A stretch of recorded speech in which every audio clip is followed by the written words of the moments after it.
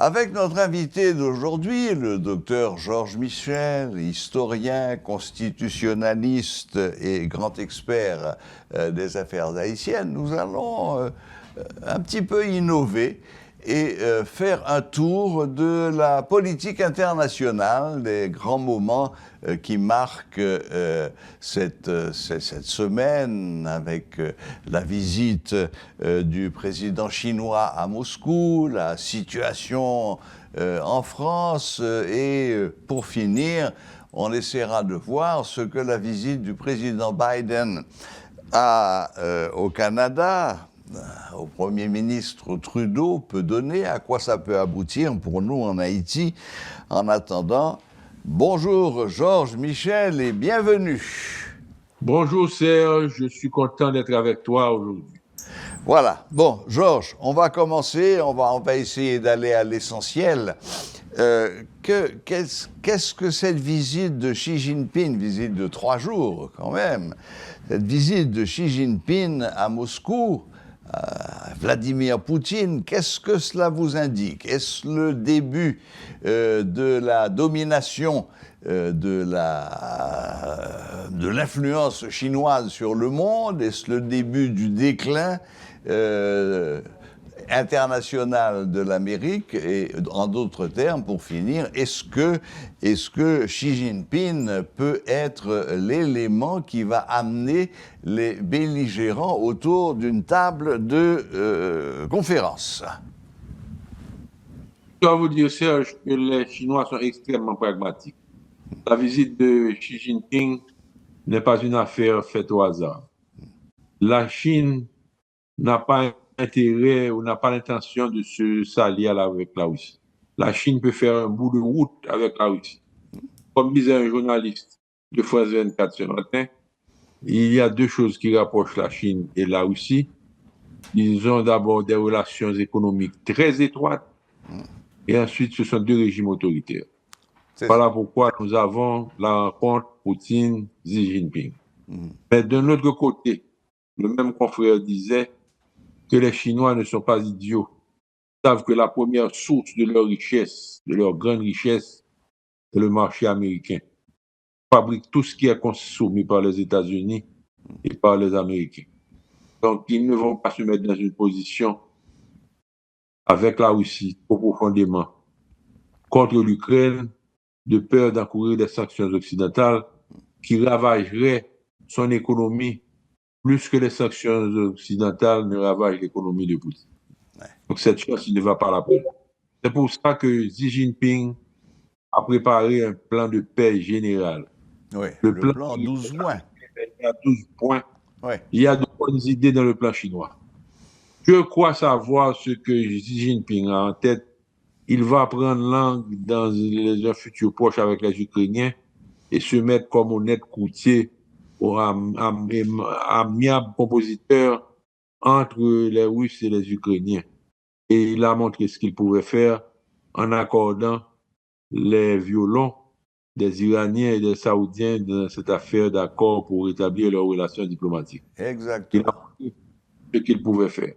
C'est un sujet d'inquiétude pour les Américains aussi, parce que si la Chine apparaît comme un acteur indispensable sur la scène internationale, si la Chine arrive à faire l'Arabie Saoudite et l'Iran se réconcilier, si l'Arabie Saoudite arrive à faire Vladimir Poutine s'entendre avec Vladimir Zelensky et de Vladimir, donc nous aurons une Chine qui deviendrait un acteur incontournable sur la scène politique internationale. Et c'est de nature à inquiéter les Américains, mais on n'y peut rien. Si la Chine arrive à ramener la paix entre la Russie et l'Ukraine, l'humanité tout entière lui en sera reconnaissante. Et d'après ce que je sais, Xi Jinping va parler bientôt avec Volodymyr Zelensky pour une conversation sur Zoom. Mais le président Zelensky a en tête d'inviter Xi Jinping à venir à Kiev. Et je crois que Xi Jinping a toutes les chances d'accepter l'invitation du président Zelensky. Donc, nous n'assistons pas à la naissance d'une alliance entre la Chine et la Russie, mais plutôt de partenariat stratégique, de partenariat pratique à bénéfice bilatéral entre la Russie et la Chine. Et Xi Jinping a dit à Vladimir Poutine deux choses. Nous le savons déjà parce que ces éléments sont dans la presse. D'abord, pas question d'armes nucléaires. Xi Jinping est complètement opposé à l'utilisation d'armes nucléaires dans le conflit par la Russie. Tout à fait. La deuxième chose, il dit à Xi Jinping qu'il n'est pas d'accord avec l'agression militaire contre un État souverain. Donc, c'est ce que Xi Jinping a dit à Vladimir Poutine, qu'il s'est mis dans son tort. Mais il l'a dit en privé. Il n'a pas besoin de le dire en public pour agir. Il y a beaucoup de choses qui se règlent en diplomatie sous la table et dans les coulisses. Donc, c'est plutôt pour une mise au point, un recentrage que nous avons eu cette nécessaire visite de Xi Jinping à Moscou pour rencontrer le président russe Vladimir Poutine. Il y a l'affaire du mandat international pour crime de guerre. La Cour pénale internationale a utilisé le crime le plus facile, le plus évident et le plus révoltant. Vous savez, dans le monde, à chaque fois qu'on s'en prend à des enfants, c'est mal perçu par l'humanité. On n'a pas parlé des cadavres qui avaient été accumulés à Boutcha et ailleurs, des bombardements de maternité, d'écoles. On a été directement épinglé Poutine sur cette affaire de kidnapping, de rapt et de déportation ukrainien. Et ce mandat a une valeur symbolique et morale. Ça ne veut pas dire que Poutine sera poursuivi parce que la Russie ne livrera jamais Vladimir Poutine, même après l'expiration de son mandat. Mais d'un autre côté, Poutine ne pourra pas mettre son pied dans 123 pays membres de la Cour pénale internationale. Il risquerait de se faire arrêter. C'est un coup pour son image, qu'il le veuille ou pas.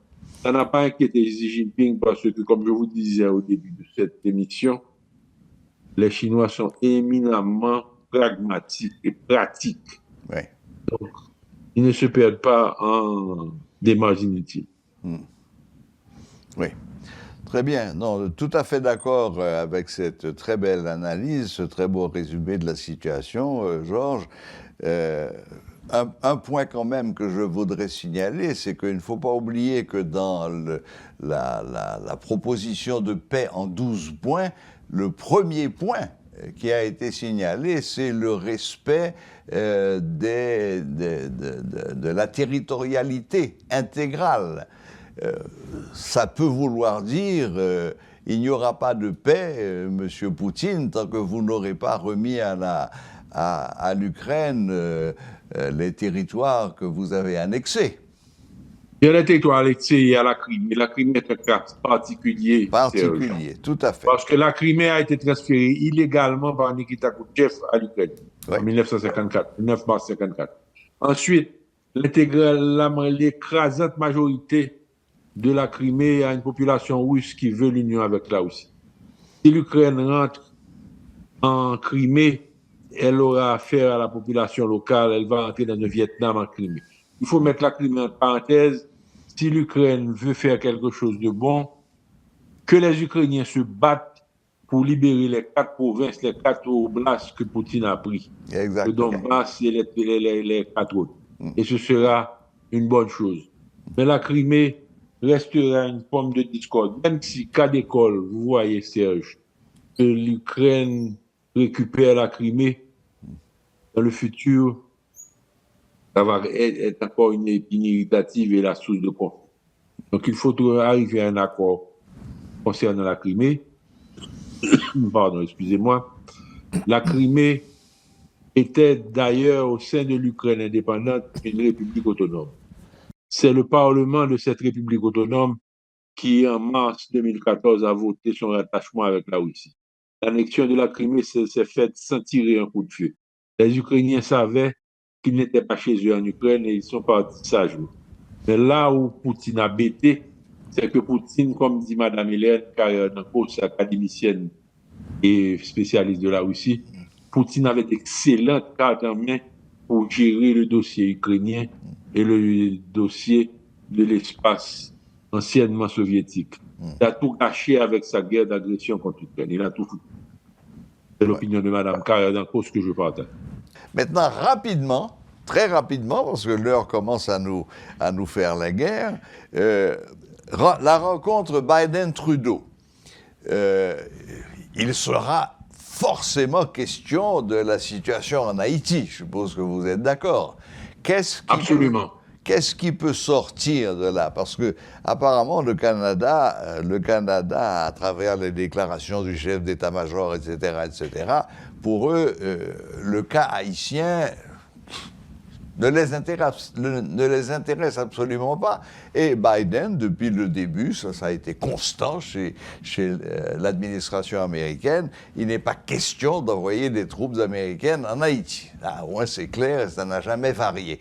Maintenant, qu'est-ce qui peut sortir de cette rencontre Biden-Trudeau qui pourrait être bon pour nous, nous, Haïtiens? Je crois, mon cher Serge, que les Canadiens ne peuvent pas venir pour 4 raisons principales. D'abord, ils sont trop civilisés. Ils ne s'imaginent pas le degré de violence et de sauvagerie qu'ils rencontreront sur le terrain dans leur mission. Ils savent très bien que ce n'est pas la promenade de 1994 ou de 2004. Et il va falloir se retrousser les manches. La deuxième raison, c'est qu'ils n'ont pas d'expérience avec le tiers-monde. Ils n'ont pas d'expérience coloniale. Ils se sont battus courageusement pendant 2 guerres mondiales contre des Blancs et des armées organisées, Première et Deuxième Guerre mondiale. Mais la guerre coloniale, ça, c'est pas le fort des Canadiens. C'est vrai. Troisième raison, c'est que les forces armées canadiennes sont toutes petites. Vous regardez sur Wikipédia, du point de vue des effectifs de l'armée de terre, de l'air et de mer, ils sont des forces armées de la taille de celle de la République dominicaine, même si leur budget est 10 fois ou 20 fois celui de l'armée dominicaine, mais du point de vue dimension, ça reste et demeure une petite armée. Ils ont 44 000 hommes d'armée de terre, 10 000 hommes d'aviation et 10 000 hommes de marine à peu près. La même chose que les Dominicains. Donc on ne va pas bien loin avec ça. La quatrième raison, c'est que le prix politique serait effroyable pour Trudeau. Imaginez-vous qu'on tue un jeune petit soldat canadien à Grand Ravine ou à la Cité de Dieu, anglophone ou francophone, peu importe. Vous aurez immédiatement un tsunami politique au Canada de Halifax à Vancouver. Cette perspective est effroyable pour nos amis canadiens. Donc, ils auraient l'occasion de dire tous les mots que vous connaissez, les calices, les tabernacles, les ciboires, les sacrements et autres. Je vous en fais grâce. Donc, voici pour le Canada. Pour les Américains, pourquoi ils n'ont pas envie de venir? Pour 4 raisons aussi. D'abord, il y a la répugnance personnelle de Joseph Robinette Biden, qui se trouve être le président Biden. Mais l'homme Joseph Biden n'aime pas ce genre d'activité, n'aime pas ce genre d'intervention. C'est une question de goût personnel, première raison. La deuxième raison, c'est qu'ils ont honte d'avoir à nous envahir à répétition. Plusieurs fois, ça va faire la 4e fois et de ne pouvoir rien régler. Ça, je vous dis que le général Ronald Coleman, que j'ai rencontré sur le parking de Radio Métropole, m'a dit. J'ai du temps, je vais vous raconter ça après. La troisième raison, c'est qu'ils sont fatigués de nous. Et la quatrième raison, c'est la même pour les Canadiens. S'il y a des pertes, ça va faire monter le prix politique sur la scène politique interne aux États-Unis. On n'allait pas manquer de voir des gens comme Donald Trump, comme les sénateurs Mario Rubio ou Ted Cruz, et se servir de ça pour attaquer Biden pour des raisons politiques. Mais profitons pour vous parler du général Coleman. Je rencontre le général Coleman en visite à Radio Métropole sur le parking. Je lui ai dit, mon général, c'est extrêmement humiliant pour nous, Haïtiens, d'avoir été envahis par vous, Américains, 4 fois, 3 fois en moins d'un siècle. Et il me dit, oui, je comprends que c'est très humiliant pour vous, Haïtiens, d'avoir été envahis par nous, 3 fois en moins d'un siècle. C'est une chose extrêmement humiliante aussi pour nous, de vous avoir envahi 3 fois en moins d'un siècle et de n'avoir rien réglé. Alors, s'il vous plaît, docteur Michel, ne nous humiliez pas une 4e fois, nous forçant à vous envahir une 4e fois. J'ai dit au général Coleman, mon général, vous ne voulez pas que ceci se passe. Allez dire à vos responsables que vous n'avez pas de pouvoir de décision en main, ni d'exécution. Allez leur dire ce message. Vous mettez l'appareil sécuritaire du pays sur pied, dans sa composante militaire et policière, et vous n'aurez pas à revenir. Mais le Premier ministre La Tortue d'alors a préféré faire le gros dos, faire le mort, ne pas remonter l'armée. Et à chaque fois qu'on lui parlait d'armée, il parlait de Costa Rica.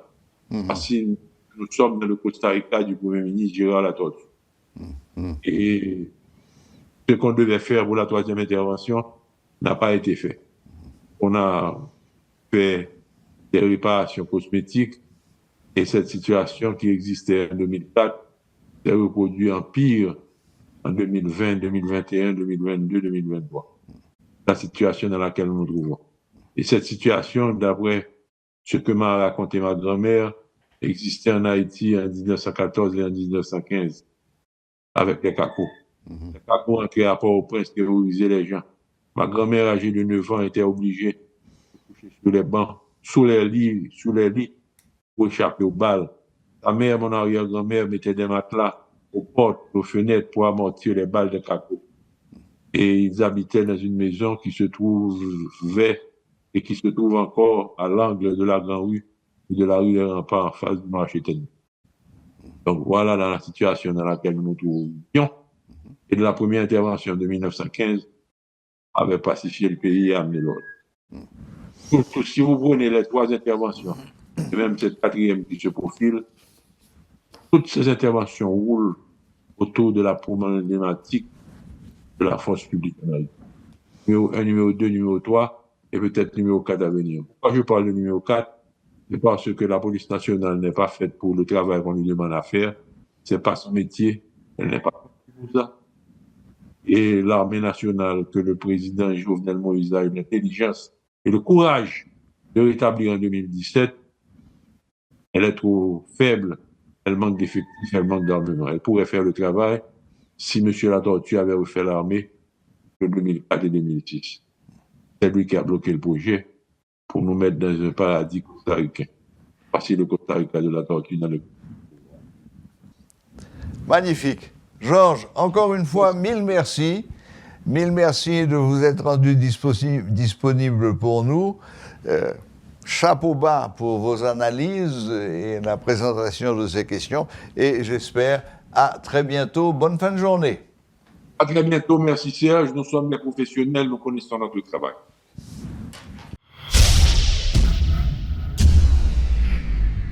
Abonnez-vous à notre chaîne YouTube Métropole Télé pour regarder toutes les rubriques de Métro News.